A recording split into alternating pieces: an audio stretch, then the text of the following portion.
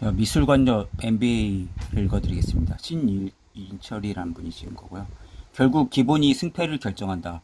프라도 미술관에서 배우는 핵심 정당. 스페인 패션의 암흑기를 이겨낸 그 이름 사라. 스페인 투와 플라멩고의 나라. 플라멩고 춤이죠. 위대한 예술가 피카소, 가우디, 달리가 태어나고 그들을 키워낸 나라. 살바도르 달리 있잖아요. 그리고 가우디는 이제 성가족 성당이고. 사시사철 축제가 끊이지 않고 전 세계에서 가장 많은 관광객들이 모여드는 나라 태국. 스페인이란 나라의 이름을 들면 많은 이들이 공통적으로 떠올리는 생각들이다. 그런데 스페인은 나라 이름은 품고 있는 화려함이나 다채로운 이미지, 지금까지 배출한 훌륭한 예술가들의 숫자 등에 비해 세계 패션 산업에서 차지하는 비중은 의외로 그다지 크지 않은 나라였다. 이웃한 프랑스나 이탈리아와 비교하면 패션 산업을 선도하는 굵직한 명품 브랜드는 적은 편이고 전 세계적인 유행을 선도하는 거장 디자이너도 거의 없는 편이었다. 물론 가죽 제품에서만큼은 최고 수준의 품질을 인정받고 있는 로에베 같은 브랜드나 스페인 국민 디자이너 라고 불리는 아돌포 도밍게즈 같은 실력파들이 있지만 다른 이웃 유럽 국가들의 유명 브랜드나 브랜드를 이끌어온 디자이너들이 비하면 수적인 면에서나 질적인 면에서 모두 존재감이 미미한 편이었다. 우루과이에서 태어나 어린 시절 스페인으로 이주하여 줄곧 바르셀로나에서 활동해온 세계적인 패션 일러스트족가 조르디 라벤다가 스페인 브랜드로 세계 패션계에 큰 영향력을 미친 몇 안 되는 사람 가운데 한 명일 정도였다. 과는 물론 현재까지도 세계 패션계를 주도하고 있는 거장들이 대거 등장했던 20세기 초반 무렵 내전을 겪으면서 참혹한 암흑기를 보내야겠던 스페인은 프랑코 내전이죠. 그래가지고 그 우파가 좌파랑 싸운 거잖아요. 어떻게 보면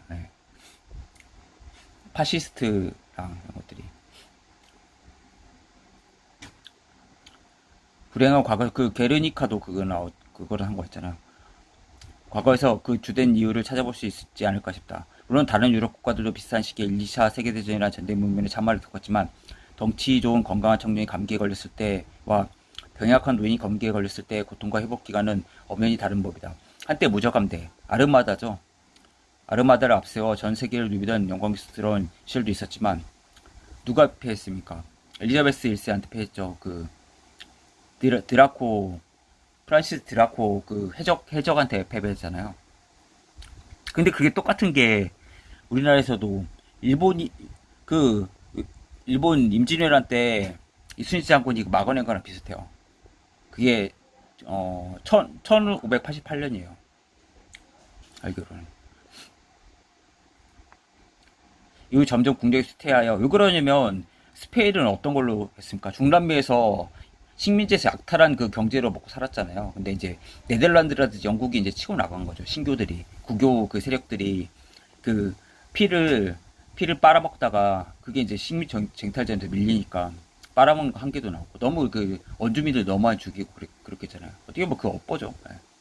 스페인은 한 번도 뭐 공화국이나 뭐 문명 발달해가지고 성장한 적이 한 번도 없잖아요. 다 그 남들 골 빼먹어가지고 골수 빼먹어가지고 이렇게 큰 나라죠. 이후 점점 국력이 쇠퇴하여 이미 기력이 쇠할 대로 쇠한 나라였던 스페인에게 두 차례 세계대전과 전국토를 전쟁터로 만들었던 내전은 감기가 아니라 거의 불치병 수준으로 나라 경제와 사회구조, 패션을 포함한 문학의 전반을 초토화시켜버렸다. 프랑스나 이탈리아, 심지어 독일과 영국에 비해서도 한참 뒤떨어진다는 평가를 받던 스페인 패션 산업의 고정된 지식은 최근 들어 과거형 바뀌고 있다. 여전히 세계 4대 패션쇼는 전통의 패션 강국인 프랑스, 파리와 이탈리아 밀라노, 그리고 신흥 강국인 일본 동경과 미국 뉴욕이 주도하고 있고 전 세계 명품 디자이너 브랜드의 75% 이상을 이들 4개국가 차지하고 있지만 스페인의 패션 산업은 놀라울 속도로 발전하여 전 세계 시장을 공략하고 있다. 놀라운 점은 그 공략의 전병이 유명 디자이너가 주도하는 고가의 명품 브랜드가 아니라 옷 한 벌당 15유로에서 비싸봐야 100유로를 넘지 않는 중저가 옷을 대량 생산하는 한 패션 업체라는 것이다. 대단한 일을 해낸 브랜드 이름 바로 자라이다. 유니클로나 뭐 자라 얘기 되게 잘 나가는 것 같다 요즘은.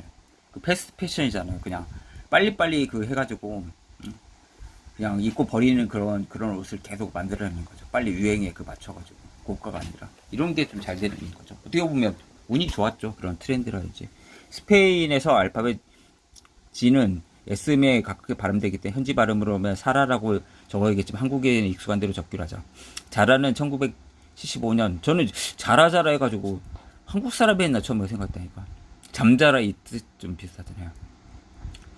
작은 도시 라코르나에서 시작되다. 창업자 아만시오 오르테카는 가난한 철동 노동자 아들로 태어나 12세 이후로는 정규 학교를 다녀본 적이 없다. 대단하긴 하네요. 13세에 동네 양복점에 취직해서 미싱 보조를 일하던 중 원단 유통업에 눈을 떠서 1963년에 자신의 이름을 내건 가게를 열었고 9년 지난 1972년부터 의류 제작을 겸하게 됐다. 어렸을 때부터 몸에 익힌 천을 다루는 기술과 유통업을 하며 쌓인 좋은 원단을 보다 값싸게 구입하는 노하우를 바탕으로 그는 남보다 좋은 옷을 더 싸게 만드는데 발군의 능력을 발휘하였다. 만드는 옷마다 시장 호평을 받은 그는 3년 뒤인 1975년에 자신이 나고자 한 라코누나의 자라 1호점을 개점한다. 우르데가 회장은 1985년 자라를 포방해서 포렌베어, 마시모두티 등 굵직굵직한 브랜드를 거느린 거대 패션 그룹 인디텍스를 출범시켰다. 2012년 기준으로 인디텍스는 77개국의 8개 브랜드의 5천여 개의 매장을 보유하고 있고 직원 수는 11만 명의 전속 디자이너 숫자만 600명이 넘는 거대 패션 그룹을 성장했다. 창업주 오르테가 회장의 자산 규모는 375억 달러로 스페인 최고는 물론 전 유럽을 통틀어 3위 안에 드는 수준이라고 한다. 이거 대단하긴 하네요. 그쵸? 예. 저는 고급적인 건 줄 알았는데 잘 몰랐네.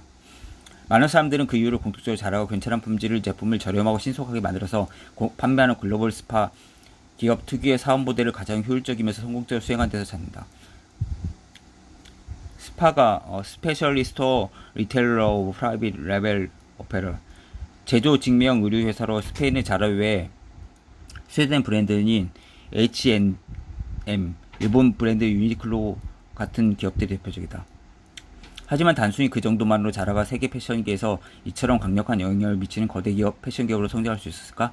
그 성장 비결에 대해 많은 궁금증이 들든 차에 스페인 패션, 그들이 급속도로 성장한 진짜 비결을 발견한 곳은 자라의 매장이나 인디텍스의 본사 사무실이 아닌 세계 3대 미술관 중 하나인 스페인 국민들의 사랑을 듬뿍 받고 있는 마드리드의 프라도 미술관, 그리고 바르셀로나 시내에 위치한 FC 바르셀로나 축구장의 홈구장 캠프누에 있었다. 프라도 미술관은 마드리드는 물론 전 세계인이 자랑하는 미술관이다.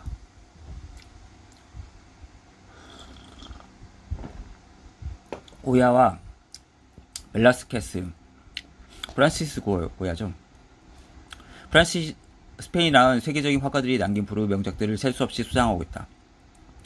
프라도 미술관에서는 다음의 우스갯 소리가 전해져 오기도 한다. 배낭여행을 온 한국인 대학생들이 프라도 미술관 수장품이 워낙 많아서 전체를 다 구경 관람객이 이제까지 한 명도 없다는 얘기를 전해 듣고 오기 반 기기 반으로 그렇다면 내가 프라도 미술관의 모든 작품들 감상해 말겠다는 목표를 세웠다고 한다. 그리고는 계획됐던 스페인 여행 일정을 전면 취소한 뒤 주어진 여행 기간 내내 프라도 미술관 출근하시피 하여 모든 전시실을 순서대로 감상하기 시작했다. 일주일의 시간이 지나고 마지막 전시실 마지막 작품까지 감상을 마친 뒤 득이양양해 하고 있었는데 마감 시간이 다 되자 미술관 직원들이 다음 주 전시를 준비하기 위해 그림들을 바꿔가는 것을 보고 경악하고 좌절해서 한국으로 돌아와 버렸다는 것이다. 이런 이야기가 전설처럼 전해져 내려올 정도 프라도 미술관 수장품의 숫자와 전시 규모는 실로 대단하다. 실제로 현지 전시 중인 작품들은 박물관이 소장한 전체 작품의 10분의 1 정도밖에 안 된다고 한다. 그런데 그곳 프라도에서 만든 작품에서 나는 30년간 자라가 거둔 패션업계에서의 성공 비결을 찾아볼 수 있었다. 좀 약간 논리적이진 않지만 그냥 이걸 연결해서 이렇게 얘기를 하시네요. 자라는 앞서 말했듯이 스파 브랜드에 스파 그 온천 스파 아니에요? 저도 온천 스파인 줄 알았는데 브랜드의 미덕이자 생존과 성공을 위한 필수 조건은 시장에서 유행할 만한 옷의 디자인을 재빠르게 착안하여 그와 비슷한 옷을 신속하게 생산해 싸게 공급하는 것이다. 실제로 자라가 신상품을 디자인해 매장까지 배송하는 데 걸리는 시간은 단 2주이다. 계절마다 한 번씩 신제품이 나오는 일반 브랜드에 비해 자라의 신제품이 2주, 대략 열흘에서 보름 사이에 한 번씩 매장에 등장한다. 한 번 매장이 진열됐다 하더라도 고객들 반응이 뜨뜻미지근하나 판매가 0, 시원찮은 하의 70% 제품 2주 이내에 매장에 사라지고 아무리 인기 있는 디자인이나 반응이 좋은 제품이라고 할지라도 한 달 이상 매장에 판매하지 않는다. 그런데 여기까지만 보면 순발력이 뛰어나고 업무 속도가 빠른 다른 스파 브랜드와 크게 다를 바 없다. 잘하는 그 과정에서 차별적인 강점 하나를 내세워 세계적인 기업으로 성장할 수 있었다. 어느 명품 브랜드 제품에 비추어봐도 뒤지지 않을 품질이다. 잘하는 품질 수준을 적절한 원단 사용과 재봉 기술 정도에 맞춘 다른 경쟁 스파 브랜드와 달리 패션 산업에서도 가격 수준을 결정하는데 가장 중요한 요소이자 베끼긴 쉬워도 소비자로부터 인정받기 어려운 디자인 부분에서 차별화된 품질을 보여주었다. 스페인 사람들은 불행한 현대사 탓에 1950년대 이후 세계 무대에서 그 존재감 발휘할 기회를 잃었고 거의 뭐 중남미 정도 영향을 주죠. 경쟁에서도 뒤처져 버렸지만 그들은 원래 시간과 공간 감각, 색채를 뽑아내고 다른 분야에서는 유럽에서 가장 앞선 사람들이었다. 근데 사실 그게 이슬람이 무어인이 그 아랍인들이 쳐들어와가지고 식민지했잖아요. 그때가 거의 제일 번성했죠 사실. 유럽은 완전히 암흑기였을 때 그때 스페인이 최고였죠. 나머지 뭐 무저감된 이런 것들은 식민지 약탈로 만들어진 것 때문에 자기네들 거라고 할 수 없죠. 물론 이제 그것도 아랍인들이 가져다 줬지만 다른 유럽 국가들과 달리 스페인은 자신들이 자리 잡고 있는 이베리아 반도가 과거 550년간 아랍계 민족인 무어인들의 지배를 받았던 경험이 있다. 무어인들의 앞선 숫자 감각, 아라비아 숫자도 그렇잖아요. 그리고 뭐 인도에서 물러갔지만 그리고 알케미라든지 그런 알자 들어가는 거 화학이 다 아랍 사람들이 만들었잖아요.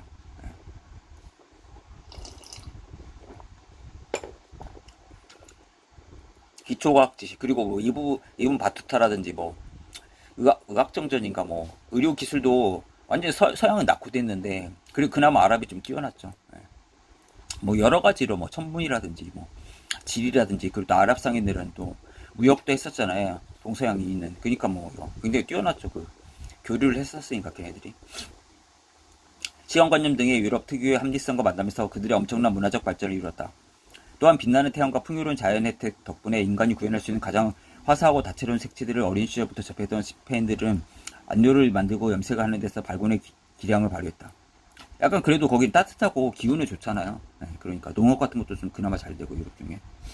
그렇기 때문에 지금도 그림의 구도와 공간 배치에 얽힌 비밀을 완전하게 풀어내지 못한 평가를 받는 벨라스케스의 시녀들이나 이거 있잖아요. 그 못생긴 여자 나오는 거 있죠.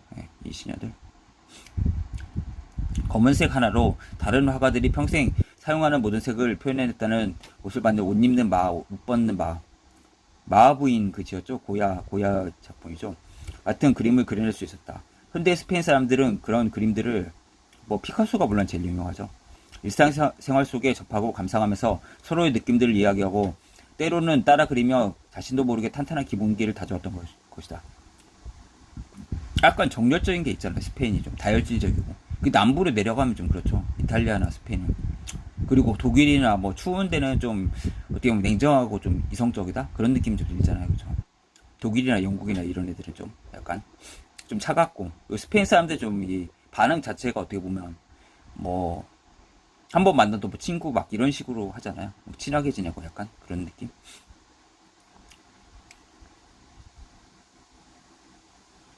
시작은 늦었지만 그들의 패션 수준의 명품 패션 브랜드들이나 다룰 수 있는 색채감과 패턴 등을 자신의 옷에 접목시킬 수 있었다.